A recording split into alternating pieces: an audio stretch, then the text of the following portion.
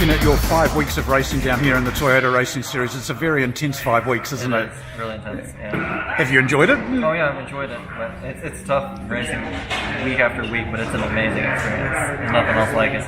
I guess the benefit at the moment is that you're missing a lot of snow and bad weather in the US anyway. Not snow in Texas, but it's a bit hot. It's probably somewhat cold, but no snow, yeah.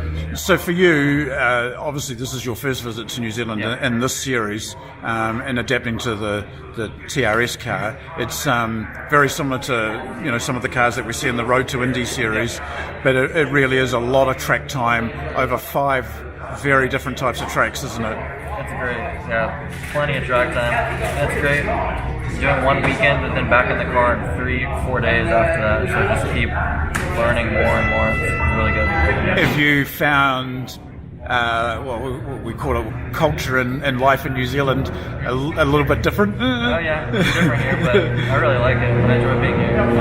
And then obviously with this team, they've got a lot of knowledge and they race cars in the US as well. So, if you, it's about working with an engineer week on week or race after race as well, isn't it? Which is a pretty unique experience. It is. It helps a lot. Then looking ahead to this season and the direction that you might take, I guess, for the purposes of this article anyway, the Road to Indy series offers a lot for a young driver, doesn't it? It does. It's a really good series. It'll be my first time competing in it in Pro Monza, but I've done a couple years of F4, 2 years of F4, and then a little bit of F3, but that was a new series. And, I expect it's going to be really good.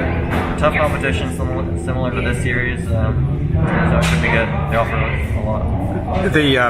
The chances of any of those series, whether it be on the F3, F4 side or the Road to Indy side, if we look at Road to Indy, you're getting to be around a lot of the IndyCar series races themselves and those types of tracks. And again, it's varied tracks, isn't it?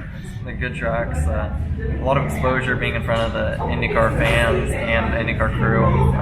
It'll be a great experience. Have you ever driven on an oval before? No. It'll be my first time driving on an oval, so that's gonna take a bit of time to get used to. But I've also never driven on a street course. So okay. That's the opening round. So. Yeah, same Pete. Yeah. Will be. I guess when this all comes to an end, how long do you end up staying in New Zealand before you fly back to the States? We fly back Monday. Okay, straight after? Yeah, after the last round. Okay. And when it came to looking at this as an option to do at this time of the year for you, what kind of led to coming and doing this thing?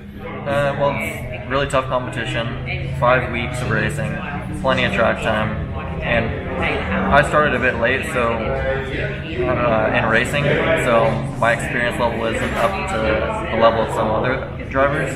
So it really helps just to be in the car 5 weeks back to back, get better racecraft, more experience.